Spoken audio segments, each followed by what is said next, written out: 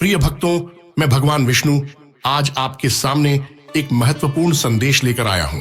यह संसार कर्म और संघर्ष से भरा है। हर व्यक्ति जीवन में सुख, शांति और समृद्धि की कामना करता है, लेकिन कई बार बाधाएं आपके मार्ग को अवरुद्ध कर देती हैं। जीवन में हर प्रकार की सफलता, धन और सुख पाने के लिए एक दिव्य मार्ग है, और वह है मेरा पवित्र मंत्र।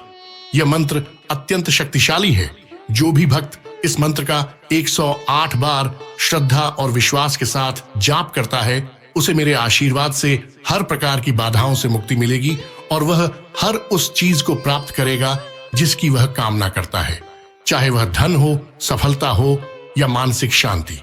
यह मंत्र न केवल आपको बाहरी सुख देता है, बल्कि आपके आंतरिक मन को भी शुद्ध करता है। अब मैं आपको विष्णु पुराण की एक कथा सुनाता हूं।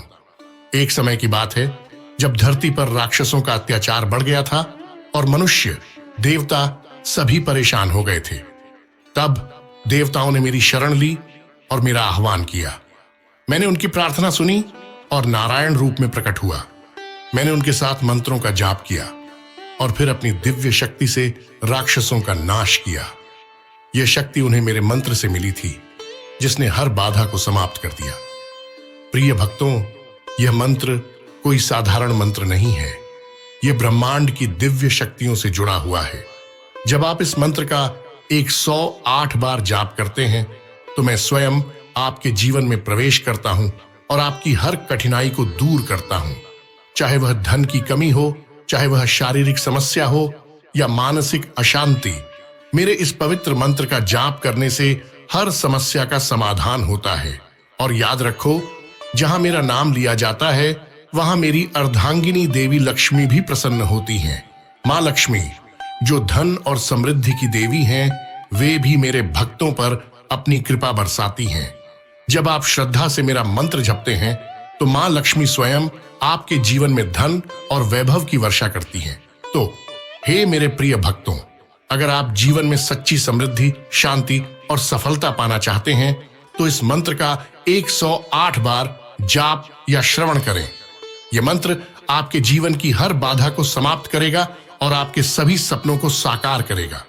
मैं आपसे वादा करता हूं, अगर आप इस मंत्र का सच्चे मन से जाप करेंगे, तो मैं स्वयं आपके जीवन में आऊंगा और आपको हर प्रकार की समृद्धि और आशीर्वाद प्रदान करूंगा। जब आप इस मंत्र का जाप करेंगे, तो आपके जीवन में अद्भुत परिवर्तन आएंगे। आपका स्वास्थ्य उत्तम होगा, आपके धन में वृद्धि होगी और आपको मानसिक शांति प्राप्त होगी। तो भक्तों, आज से ही मेरे इस मंत्र का 108 बार जाप या श्रवण करना शुरू करें। मेरा आशीर्वाद सदा आपके साथ रहेगा। और याद रखें, मां लक्ष्मी की कृपा भी उन्हीं पर होती है जो सच्चे मन से मेरा आह्वान करते हैं। आपके जीवन में धन, शांति और समृद्धि सदा बनी रहेगी। कृपा पाने के लिए वीडियो को लाइक करके चैनल को सब्सक्राइब जरूर करें और कमेंट में मेरा नाम लिखना न भूलें। मंत्र इस प्रकार है। शान्ताकारं भुजगशयनं पद्मनाभं सुरेशं विश्वाधारं गगनसदृशं मेघवर्णं शुभांगं लक्ष्मीकान्तं कमलनयनं योगिविधर्यानगम्यं वन्दे विष्णु भवभयहरं सर्वलोकैकनाथम्। शान्ताकारं भुजगशयनं पद्मनाभं सुरेशं विश्वाधारं गगनसदृशं मेघवर्णं शुभांगं लक्ष्मीकान्तं कमलनयनं योगिविधर्यानगम्यं वन्दे विष्णु भवभयहरं सर्वलोकैकनाथम्। शान्ताकारं भुजगशयनं पद्मनाभं सुरेशं विश्वाधारं गगनसदृशं मेघवर्णं शुभांगं लक्ष्मीकान्तं कमलनयनं योगिविधर्यानगम्यं वन्दे विष्णुं भवभयहरं सर्वलोकैकनाथम् शान्ताकारं भुजगशयनं पद्मनाभं सुरेशं विश्वाधारं गगनसदृशं मेघवर्णं शुभांगं लक्ष्मीकान्तं कमलनयनं योगिविधर्यानगम्यं वन्दे विष्णुं भवभयहरं सर्वलोकैकनाथम् शान्ताकारं भुजगशयनं पद्मनाभं सुरेशं विश्वाधारं गगनसदृशं मेघवर्णं शुभांगं लक्ष्मीकान्तं कमलनयनं योगिविधर्यानगम्यं वन्दे विष्णुं भवभयहरं सर्वलोकैकनाथम् शान्ताकारं भुजगशयनं पद्मनाभं सुरेशं विश्वाधारं गगनसदृशं मेघवर्णं शुभांगं लक्ष्मीकान्तं कमलनयनं योगिविधर्यानगम्यं वन्दे विष्णुं भवभयहरं सर्वलोकैकनाथम् शान्ताकारं भुजगशयनं पद्मनाभं सुरेशं विश्वाधारं गगनसदृशं मेघवर्णं शुभांगं लक्ष्मीकान्तं कमलनयनं योगिविधर्यानगम्यं वन्दे विष्णुं भवभयहरं सर्वलोकैकनाथम् शान्ताकारं भुजगशयनं पद्मनाभं सुरेशं विश्वाधारं गगनसदृशं मेघवर्णं शुभांगं लक्ष्मीकान्तं कमलनयनं योगिविधर्यानगम्यं वन्दे विष्णुं भवभयहरं सर्वलोकैकनाथम् शान्ताकारं भुजगशयनं पद्मनाभं सुरेशं विश्वाधारं गगनसदृशं मेघवर्णं शुभांगं लक्ष्मीकान्तं कमलनयनं योगिविधर्यानगम्यं वन्दे विष्णुं भवभयहरं सर्वलोकैकनाथम् शान्ताकारं भुजगशयनं पद्मनाभं सुरेशं विश्वाधारं गगनसदृशं मेघवर्णं शुभांगं लक्ष्मीकान्तं कमलनयनं योगिविधर्यानगम्यं वन्दे विष्णुं भवभयहरं सर्वलोकैकनाथम् शान्ताकारं भुजगशयनं पद्मनाभं सुरेशं विश्वाधारं गगनसदृशं मेघवर्णं शुभांगं लक्ष्मीकान्तं कमलनयनं योगिविधर्यानगम्यं वन्दे विष्णुं भवभयहरं सर्वलोकैकनाथम् शान्ताकारं भुजगशयनं पद्मनाभं सुरेशं विश्वाधारं गगनसदृशं मेघवर्णं शुभांगं लक्ष्मीकान्तं कमलनयनं योगिविधर्यानगम्यं वन्दे विष्णुं भवभयहरं सर्वलोकैकनाथम् शान्ताकारं भुजगशयनं पद्मनाभं सुरेशं विश्वाधारं गगनसदृशं मेघवर्णं शुभांगं लक्ष्मीकान्तं कमलनयनं योगिविधर्यानगम्यं वन्दे विष्णुं भवभयहरं सर्वलोकैकनाथम् शान्ताकारं भुजगशयनं पद्मनाभं सुरेशं विश्वाधारं गगनसदृशं मेघवर्णं शुभांगं लक्ष्मीकान्तं कमलनयनं योगिविधर्यानगम्यं वन्दे विष्णुं भवभयहरं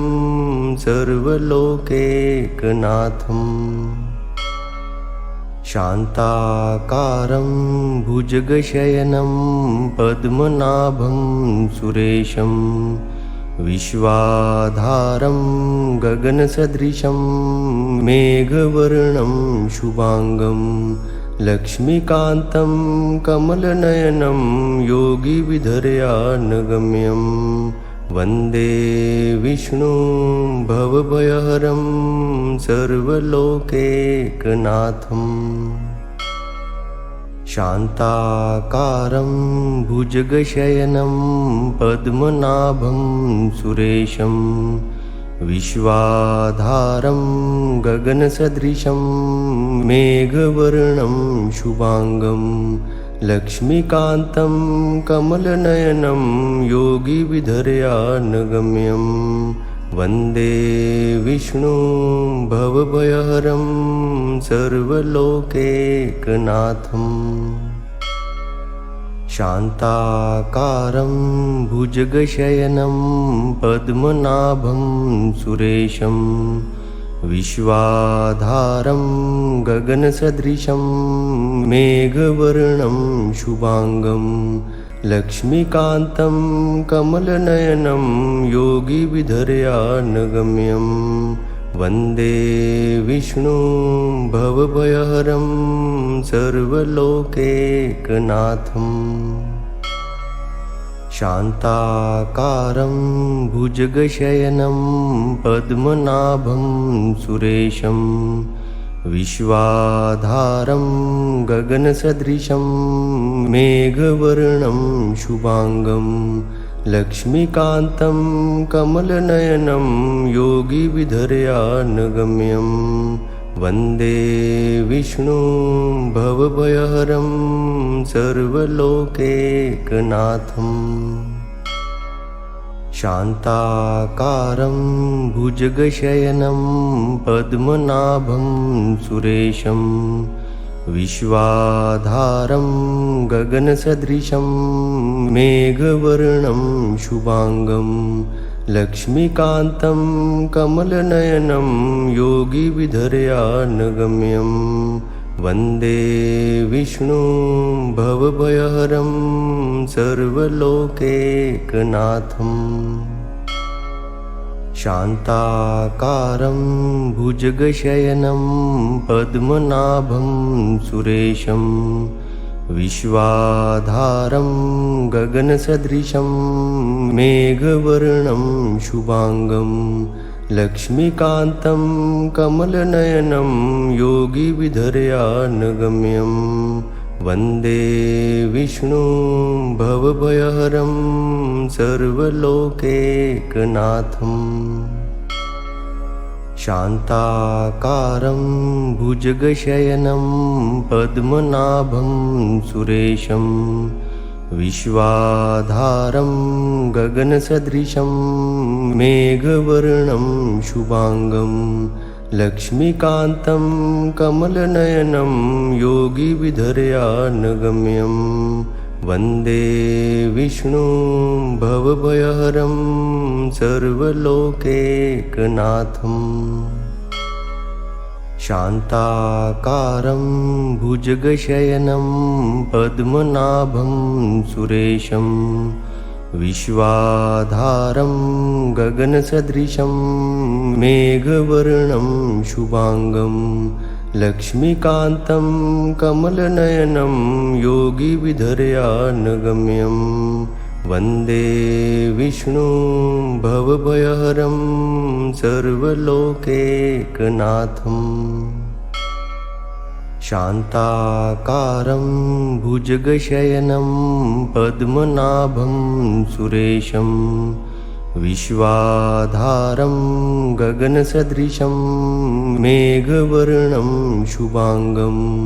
लक्ष्मीकान्तं कमलनयनं योगिविधर्यानगम्यं वन्दे विष्णुं भवभयहरं सर्वलोकैकनाथम् शान्ताकारं भुजगशयनं पद्मनाभं सुरेशं विश्वाधारं गगनसदृशं मेघवर्णं शुभांगं लक्ष्मीकान्तं कमलनयनं योगिविधर्यानगम्यं वन्दे विष्णुं भवभयहरं सर्वलोकैकनाथम् शान्ताकारं भुजगशयनं पद्मनाभं सुरेशं विश्वाधारं गगनसदृशं मेघवर्णं शुभांगं लक्ष्मीकान्तं कमलनयनं योगिविधर्यानगम्यं वन्दे विष्णुं भवभयहरं सर्वलोकैकनाथम् शान्ताकारं भुजगशयनं पद्मनाभं सुरेशं विश्वाधारं गगनसदृशं मेघवर्णं शुभांगं लक्ष्मीकान्तं कमलनयनं योगिविधर्यानगम्यं वन्दे विष्णुं भवभयहरं सर्वलोकैकनाथम्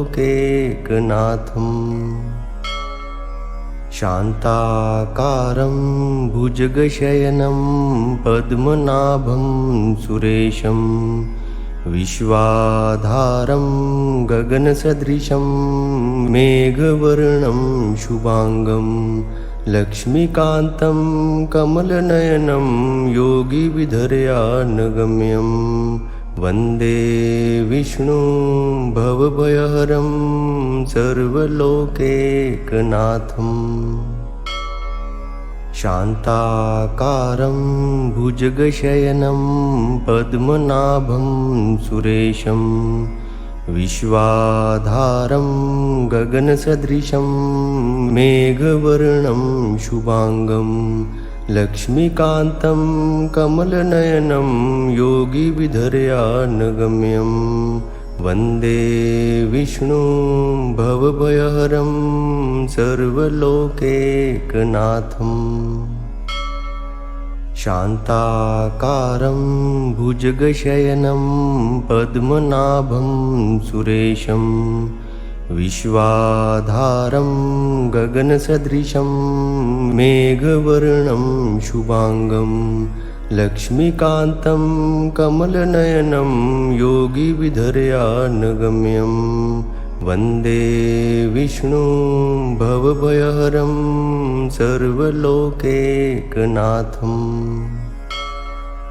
शान्ताकारं भुजगशयनं पद्मनाभं सुरेशं विश्वाधारं गगनसदृशं मेघवर्णं शुभांगं लक्ष्मीकान्तं कमलनयनं योगिविधर्यानगम्यं वन्दे विष्णुं भवभयहरं सर्वलोकैकनाथम् शान्ताकारं भुजगशयनं पद्मनाभं सुरेशं विश्वाधारं गगनसदृशं मेघवर्णं शुभांगं लक्ष्मीकान्तं कमलनयनं योगिविधर्यानगम्यं वन्दे विष्णुं भवभयहरं सर्वलोकैकनाथम् शान्ताकारं भुजगशयनं पद्मनाभं सुरेशं विश्वाधारं गगनसदृशं मेघवर्णं शुभांगं लक्ष्मीकान्तं कमलनयनं योगिविधर्यानगम्यं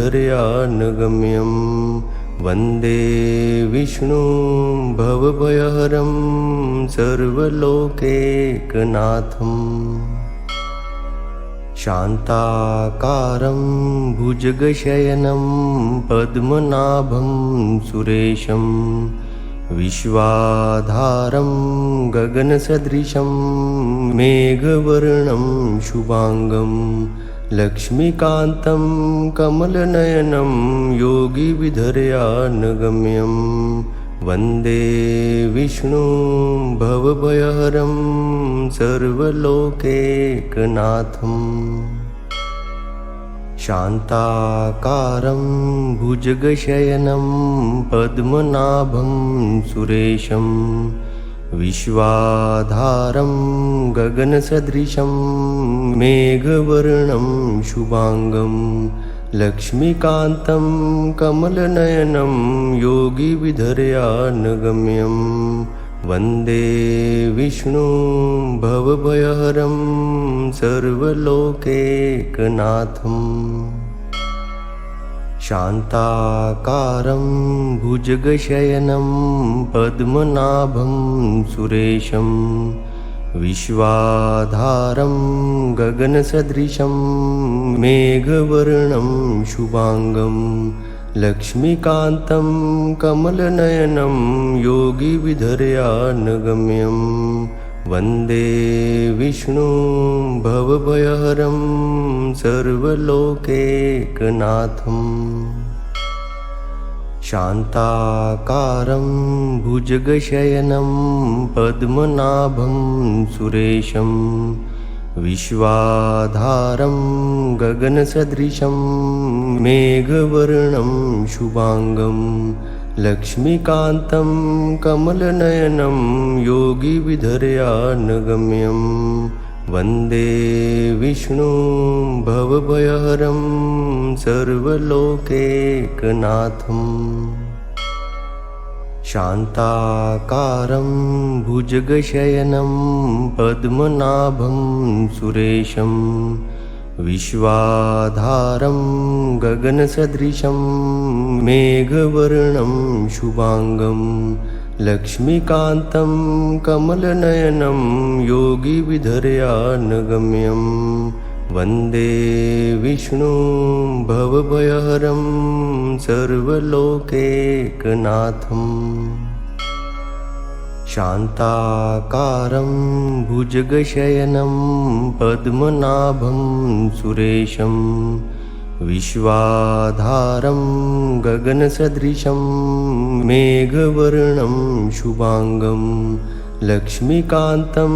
कमलनयनं योगिविधर्यानगम्यं वन्दे विष्णुं भवभयहरं सर्वलोकैकनाथम् शान्ताकारं भुजगशयनं पद्मनाभं सुरेशं विश्वाधारं गगनसदृशं मेघवर्णं शुभांगं लक्ष्मीकान्तं कमलनयनं योगिविधर्यानगम्यं वन्दे विष्णुं भवभयहरं सर्वलोकैकनाथम् शान्ताकारं भुजगशयनं पद्मनाभं सुरेशं विश्वाधारं गगनसदृशं मेघवर्णं शुभांगं लक्ष्मीकान्तं कमलनयनं योगिविधर्यानगम्यं वन्दे विष्णुं भवभयहरं सर्वलोकैकनाथम् शान्ताकारं भुजगशयनं पद्मनाभं सुरेशं विश्वाधारं गगनसदृशं मेघवर्णं शुभांगं लक्ष्मीकान्तं कमलनयनं योगिविधर्यानगम्यं वन्दे विष्णुं भवभयहरं सर्वलोकैकनाथम् शान्ताकारं भुजगशयनं पद्मनाभं सुरेशं विश्वाधारं गगनसदृशं मेघवर्णं शुभांगं लक्ष्मीकान्तं कमलनयनं योगिविधर्यानगम्यं वन्दे विष्णुं भवभयहरं सर्वलोकैकनाथम् शान्ताकारं भुजगशयनं पद्मनाभं सुरेशं विश्वाधारं गगनसदृशं मेघवर्णं शुभांगं लक्ष्मीकान्तं कमलनयनं योगिविधर्यानगम्यं वन्दे विष्णुं भवभयहरं सर्वलोकैकनाथम् शान्ताकारं भुजगशयनं पद्मनाभं सुरेशं विश्वाधारं गगनसदृशं मेघवर्णं शुभांगं लक्ष्मीकान्तं कमलनयनं योगिविधर्यानगम्यं वन्दे विष्णुं भवभयहरं सर्वलोकैकनाथम् शान्ताकारं भुजगशयनं पद्मनाभं सुरेशं विश्वाधारं गगनसदृशं मेघवर्णं शुभांगं लक्ष्मीकान्तं कमलनयनं योगिविधर्यानगम्यं वन्दे विष्णुं भवभयहरं सर्वलोकैकनाथम् शान्ताकारं भुजगशयनं पद्मनाभं सुरेशं विश्वाधारं गगनसदृशं मेघवर्णं शुभांगं लक्ष्मीकान्तं कमलनयनं योगिविधर्यानगम्यं वन्दे विष्णुं भवभयहरं सर्वलोकैकनाथम् शान्ताकारं भुजगशयनं पद्मनाभं सुरेशं विश्वाधारं गगनसदृशं मेघवर्णं शुभांगं लक्ष्मीकान्तं कमलनयनं योगिविधर्यानगम्यं वन्दे विष्णुं भवभयहरं सर्वलोकैकनाथम् शान्ताकारं भुजगशयनं पद्मनाभं सुरेशं विश्वाधारं गगनसदृशं मेघवर्णं शुभांगं लक्ष्मीकान्तं कमलनयनं योगिविधर्यानगम्यं वन्दे विष्णुं भवभयहरं सर्वलोकैकनाथम् शान्ताकारं भुजगशयनं पद्मनाभं सुरेशं विश्वाधारं गगनसदृशं मेघवर्णं शुभांगं लक्ष्मीकान्तं कमलनयनं योगिविधर्यानगम्यं वन्दे विष्णुं भवभयहरं सर्वलोकैकनाथम् शान्ताकारं भुजगशयनं पद्मनाभं सुरेशं विश्वाधारं गगनसदृशं मेघवर्णं शुभांगं लक्ष्मीकान्तं कमलनयनं योगिविधर्यानगम्यं वन्दे विष्णुं भवभयहरं सर्वलोकैकनाथम् शान्ताकारं भुजगशयनं पद्मनाभं सुरेशं विश्वाधारं गगनसदृशं मेघवर्णं शुभांगं लक्ष्मीकान्तं कमलनयनं योगिविधर्यानगम्यं वन्दे विष्णुं भवभयहरं सर्वलोकैकनाथम् शान्ताकारं भुजगशयनं पद्मनाभं सुरेशं विश्वाधारं गगनसदृशं मेघवर्णं शुभांगं लक्ष्मीकान्तं कमलनयनं योगिविधर्यानगम्यं वन्दे विष्णुं भवभयहरं सर्वलोकैकनाथम् शान्ताकारं भुजगशयनं पद्मनाभं सुरेशं विश्वाधारं गगनसदृशं मेघवर्णं शुभांगं लक्ष्मीकान्तं कमलनयनं योगिविधर्यानगम्यं वन्दे विष्णुं भवभयहरं सर्वलोकैकनाथम् शान्ताकारं भुजगशयनं पद्मनाभं सुरेशं विश्वाधारं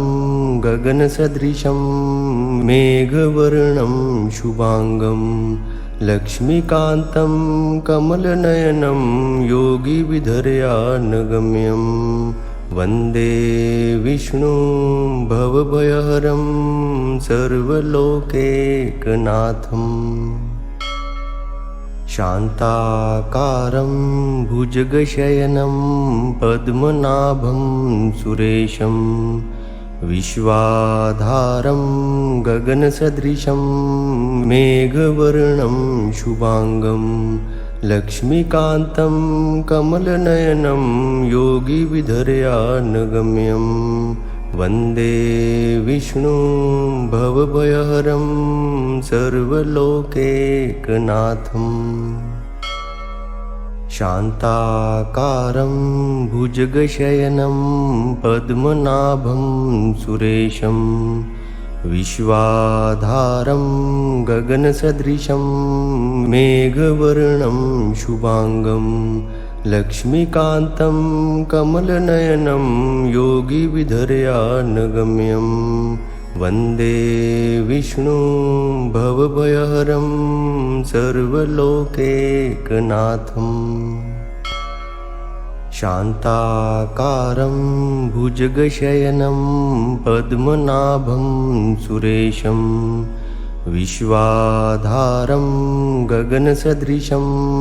मेघवर्णं शुभांगं लक्ष्मीकान्तं कमलनयनं योगिविधर्यानगम्यं वन्दे विष्णुं भवभयहरं सर्वलोकैकनाथम्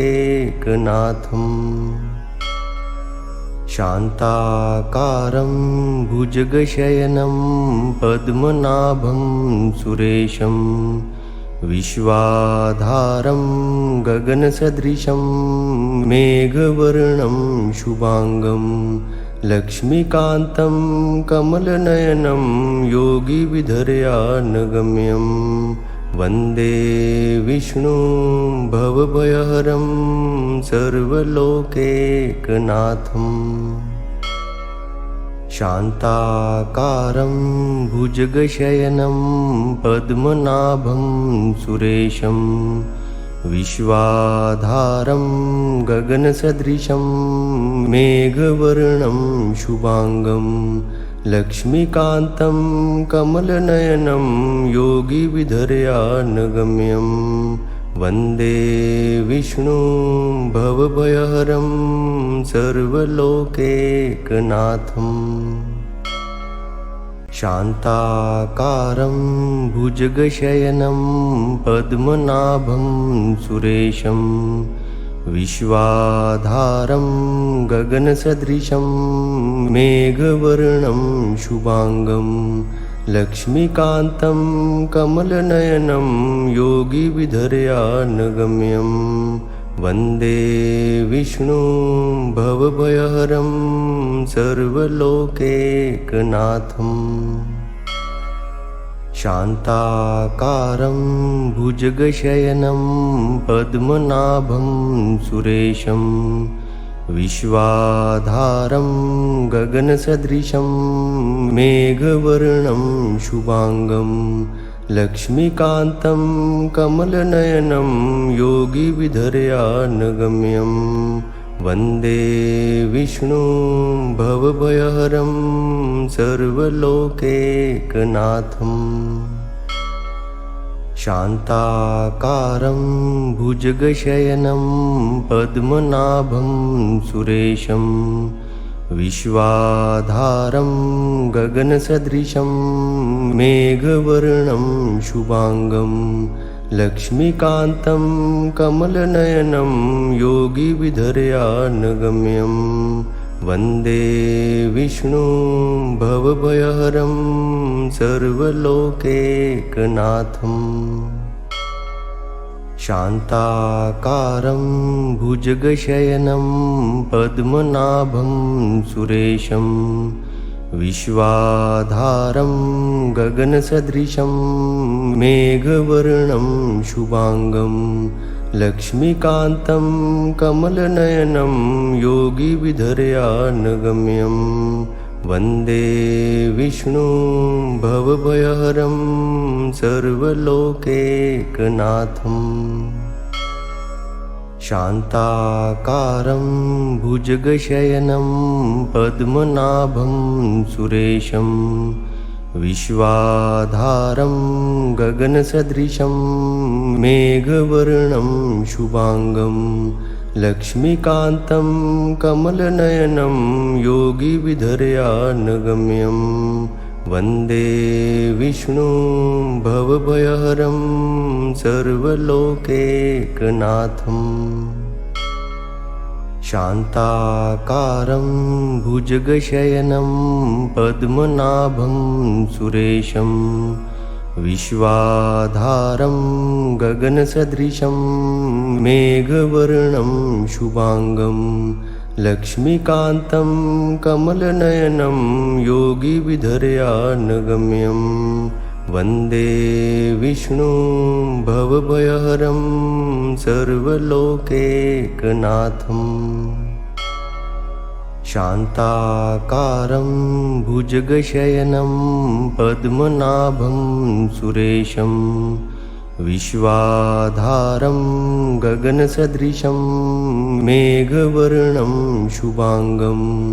लक्ष्मीकान्तं कमलनयनं योगिविधर्यानगम्यं वन्दे विष्णुं भवभयहरं सर्वलोकैकनाथम् शान्ताकारं भुजगशयनं पद्मनाभं सुरेशं विश्वाधारं गगनसदृशं मेघवर्णं शुभांगं लक्ष्मीकान्तं कमलनयनं योगिविधर्यानगम्यं वन्दे विष्णुं भवभयहरं सर्वलोकैकनाथम् शान्ताकारं भुजगशयनं पद्मनाभं सुरेशं विश्वाधारं गगनसदृशं मेघवर्णं शुभांगं लक्ष्मीकान्तं कमलनयनं योगिविधर्यानगम्यं वन्दे विष्णुं भवभयहरं सर्वलोकैकनाथम् शान्ताकारं भुजगशयनं पद्मनाभं सुरेशं विश्वाधारं गगनसदृशं मेघवर्णं शुभांगं लक्ष्मीकान्तं कमलनयनं योगिविधर्यानगम्यं वन्दे विष्णुं भवभयहरं सर्वलोकैकनाथम् शान्ताकारं भुजगशयनं पद्मनाभं सुरेशं विश्वाधारं गगनसदृशं मेघवर्णं शुभांगं लक्ष्मीकान्तं कमलनयनं योगिविधर्यानगम्यं वन्दे विष्णुं भवभयहरं सर्वलोकैकनाथम् शान्ताकारं भुजगशयनं पद्मनाभं सुरेशं विश्वाधारं गगनसदृशं मेघवर्णं शुभांगं लक्ष्मीकान्तं कमलनयनं योगिविधर्यानगम्यं वन्दे विष्णुं भवभयहरं सर्वलोकैकनाथम् शान्ताकारं भुजगशयनं पद्मनाभं सुरेशं विश्वाधारं गगनसदृशं मेघवर्णं शुभांगं लक्ष्मीकान्तं कमलनयनं योगिविधर्यानगम्यं वन्दे विष्णुं भवभयहरं सर्वलोकैकनाथम् शान्ताकारं भुजगशयनं पद्मनाभं सुरेशं विश्वाधारं गगनसदृशं मेघवर्णं शुभांगं लक्ष्मीकान्तं कमलनयनं योगिविधर्यानगम्यं वन्दे विष्णुं भवभयहरं सर्वलोकैकनाथम् शान्ताकारं भुजगशयनं पद्मनाभं सुरेशं विश्वाधारं गगनसदृशं मेघवर्णं शुभांगं लक्ष्मीकान्तं कमलनयनं योगिविधर्यानगम्यं वन्दे विष्णुं भवभयहरं सर्वलोकैकनाथम् शान्ताकारं भुजगशयनं पद्मनाभं सुरेशं विश्वाधारं गगनसदृशं मेघवर्णं शुभांगं लक्ष्मीकान्तं कमलनयनं योगिविधर्यानगम्यं वन्दे विष्णुं भवभयहरं सर्वलोकैकनाथम् शान्ताकारं भुजगशयनं पद्मनाभं सुरेशं विश्वाधारं गगनसदृशं मेघवर्णं शुभांगं लक्ष्मीकान्तं कमलनयनं योगिविधर्यानगम्यं वन्दे विष्णुं भवभयहरं सर्वलोकैकनाथम् शान्ताकारं भुजगशयनं पद्मनाभं सुरेशं विश्वाधारं गगनसदृशं मेघवर्णं शुभांगं लक्ष्मीकान्तं कमलनयनं योगिविधर्यानगम्यं वन्दे विष्णुं भवभयहरं सर्वलोकैकनाथम् शान्ताकारं भुजगशयनं पद्मनाभं सुरेशं विश्वाधारं गगनसदृशं मेघवर्णं शुभांगं लक्ष्मीकान्तं कमलनयनं योगिविधर्यानगम्यं वन्दे विष्णुं भवभयहरं सर्वलोकैकनाथम् शान्ताकारं भुजगशयनं पद्मनाभं सुरेशं विश्वाधारं गगनसदृशं मेघवर्णं शुभांगं लक्ष्मीकान्तं कमलनयनं योगिविधर्यानगम्यं वन्दे विष्णुं भवभयहरं सर्वलोकैकनाथम् शान्ताकारं भुजगशयनं पद्मनाभं सुरेशं विश्वाधारं गगनसदृशं मेघवर्णं शुभांगं लक्ष्मीकान्तं कमलनयनं योगिविधर्यानगम्यं वन्दे विष्णुं भवभयहरं सर्वलोकैकनाथम् शान्ताकारं भुजगशयनं पद्मनाभं सुरेशं विश्वाधारं गगनसदृशं मेघवर्णं शुभांगं लक्ष्मीकान्तं कमलनयनं योगिविधर्यानगम्यं वन्दे विष्णुं भवभयहरं सर्वलोकैकनाथम् शान्ताकारं भुजगशयनं पद्मनाभं सुरेशं विश्वाधारं गगनसदृशं मेघवर्णं शुभांगं लक्ष्मीकान्तं कमलनयनं योगिविधर्यानगम्यं वन्दे विष्णुं भवभयहरं सर्वलोकैकनाथम् शान्ताकारं भुजगशयनं पद्मनाभं सुरेशं विश्वाधारं गगनसदृशं मेघवर्णं शुभांगं लक्ष्मीकान्तं कमलनयनं योगिविधर्यानगम्यं वन्दे विष्णुं भवभयहरं सर्वलोकैकनाथम् शान्ताकारं भुजगशयनं पद्मनाभं सुरेशं विश्वाधारं गगनसदृशं मेघवर्णं शुभांगं लक्ष्मीकान्तं कमलनयनं योगिविधर्यानगम्यं वन्दे विष्णुं भवभयहरं सर्वलोकैकनाथम्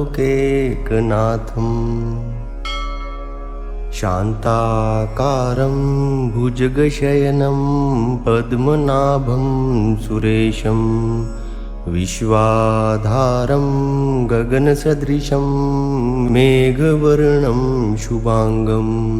लक्ष्मीकान्तं कमलनयनं योगिविधर्यानगम्यं वन्दे विष्णुं भवभयहरं सर्वलोकैकनाथम्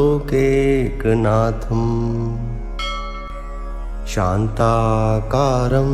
भुजगशयनं पद्मनाभं सुरेशं विश्वाधारं गगनसदृशं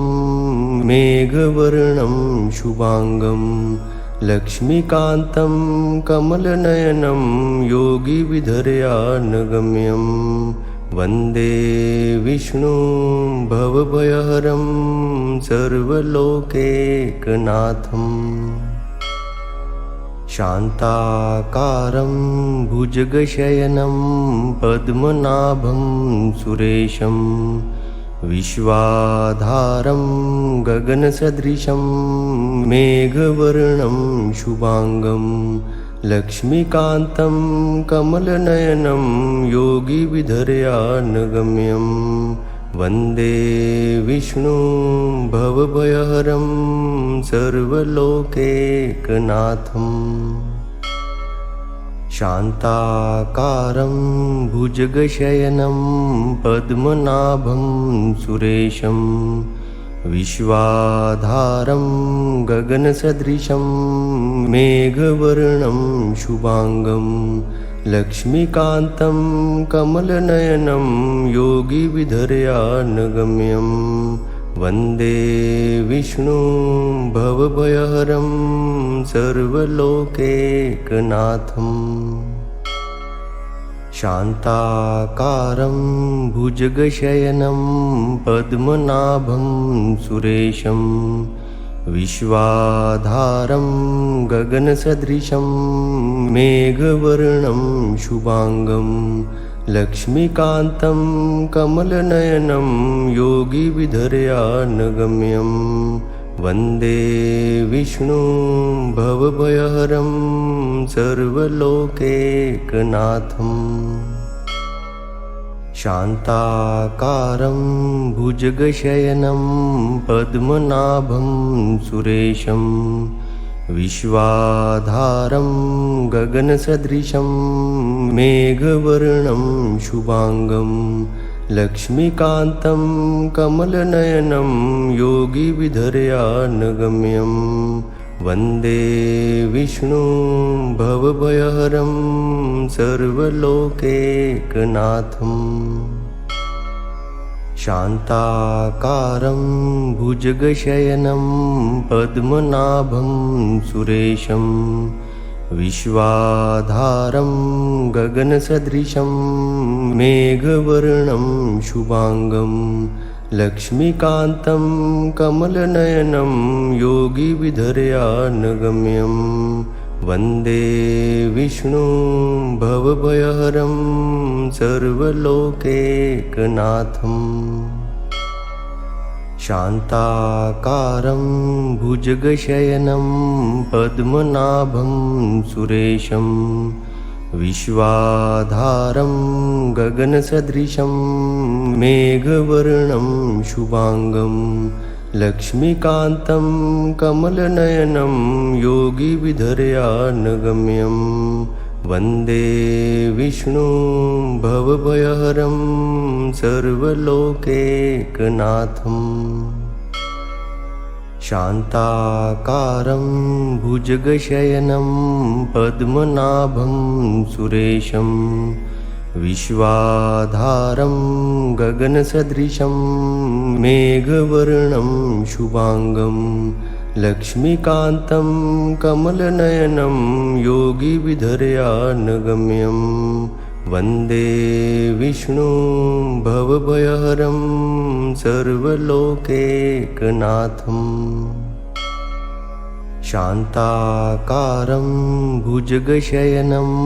पद्मनाभं सुरेशं विश्वाधारं गगनसदृशं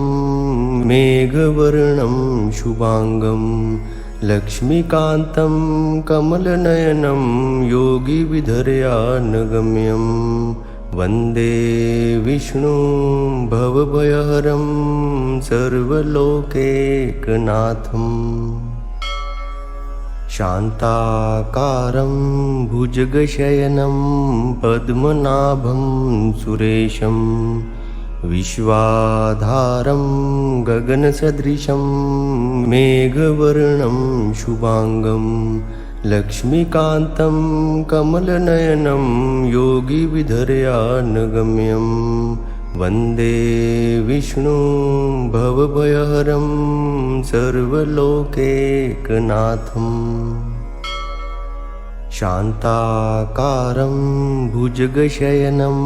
पद्मनाभं सुरेशं विश्वाधारं गगनसदृशं मेघवर्णं शुभांगं लक्ष्मीकान्तं कमलनयनं योगिविधर्यानगम्यं वन्दे विष्णुं भवभयहरं सर्वलोकैकनाथम् शान्ताकारं भुजगशयनं पद्मनाभं सुरेशं विश्वाधारं गगनसदृशं मेघवर्णं शुभांगं लक्ष्मीकान्तं कमलनयनं योगिविधर्यानगम्यं वन्दे विष्णुं भवभयहरं सर्वलोकैकनाथम् शान्ताकारं भुजगशयनं पद्मनाभं सुरेशं विश्वाधारं गगनसदृशं मेघवर्णं शुभांगं लक्ष्मीकान्तं कमलनयनं योगिविधर्यानगम्यं वन्दे विष्णुं भवभयहरं सर्वलोकैकनाथम् शान्ताकारं भुजगशयनं पद्मनाभं सुरेशं विश्वाधारं गगनसदृशं मेघवर्णं शुभांगं लक्ष्मीकान्तं कमलनयनं योगिविधर्यानगम्यं वन्दे विष्णुं भवभयहरं सर्वलोकैकनाथम् शान्ताकारं भुजगशयनं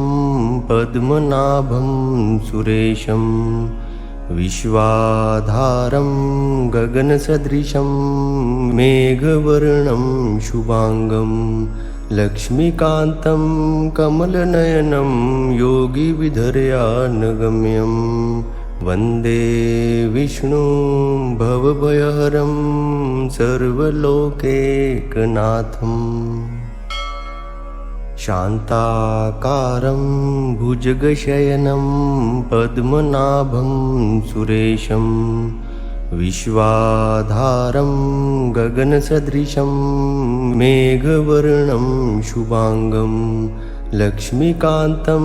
कमलनयनं योगिविधर्यानगम्यं वन्दे विष्णुं भवभयहरं सर्वलोकैकनाथम् शान्ताकारं भुजगशयनं पद्मनाभं सुरेशं विश्वाधारं गगनसदृशं मेघवर्णं शुभांगं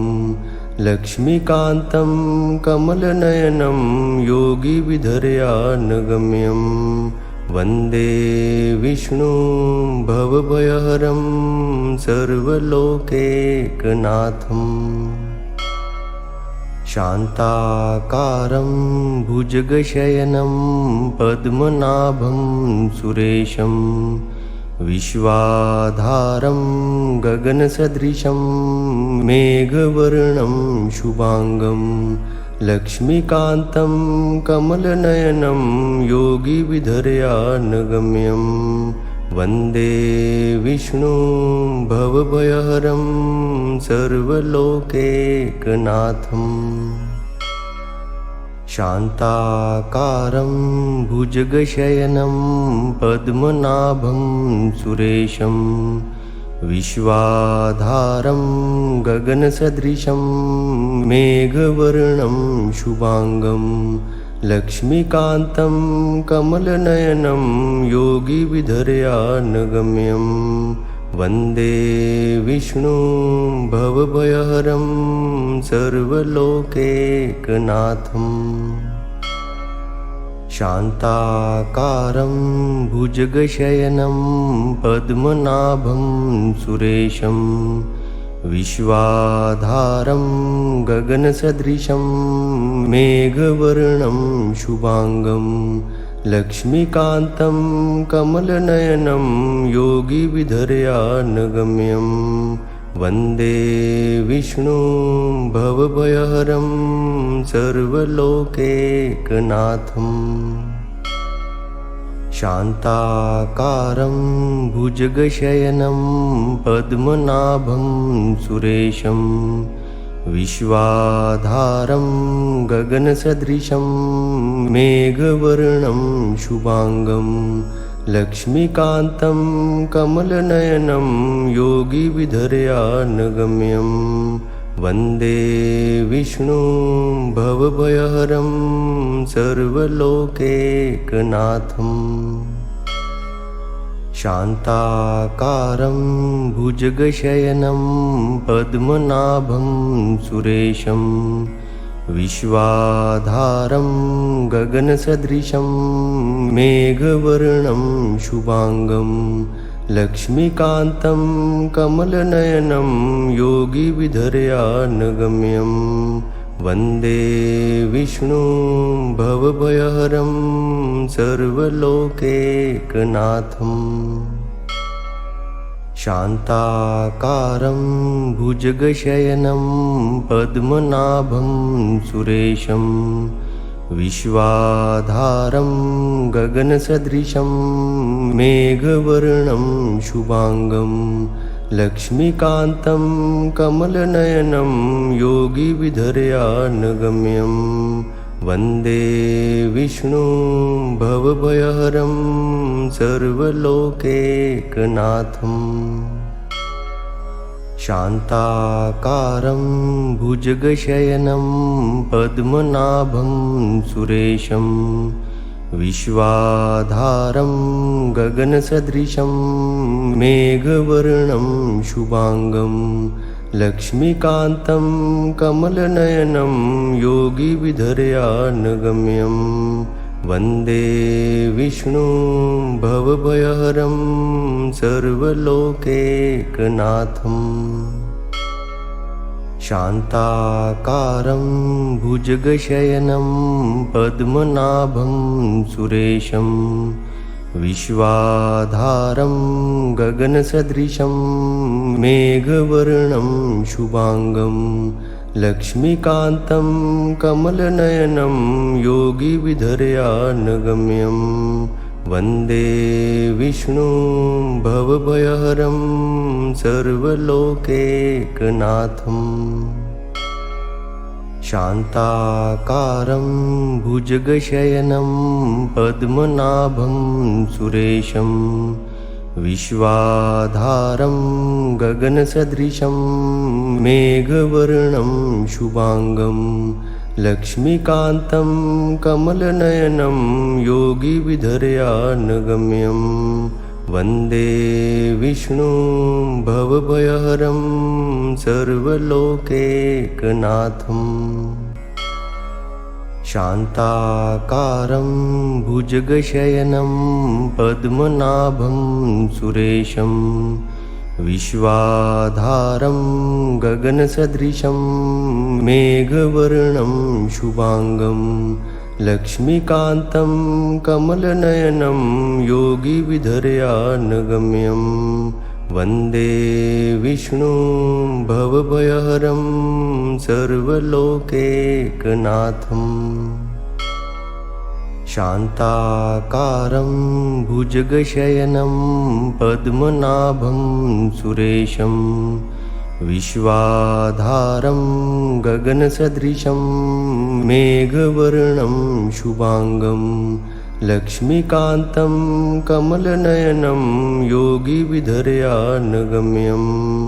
वन्दे विष्णुं भवभयहरं सर्वलोकैकनाथम् शान्ताकारं भुजगशयनं पद्मनाभं सुरेशं विश्वाधारं गगनसदृशं मेघवर्णं शुभांगं लक्ष्मीकान्तं कमलनयनं योगिविधर्यानगम्यं वन्दे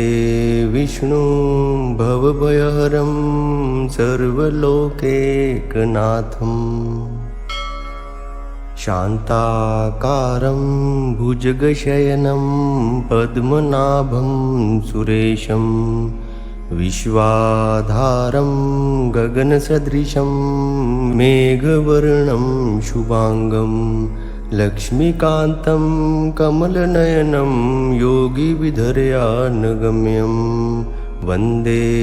विष्णुं भवभयहरं सर्वलोकैकनाथम्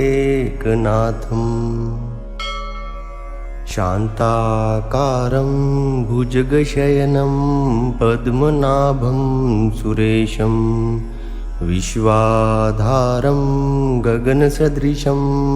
मेघवर्णं शुभांगं लक्ष्मीकान्तं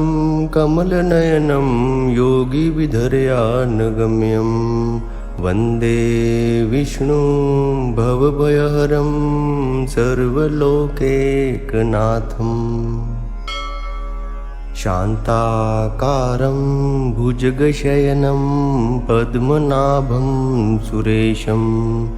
विश्वाधारं गगनसदृशं मेघवर्णं शुभांगं लक्ष्मीकान्तं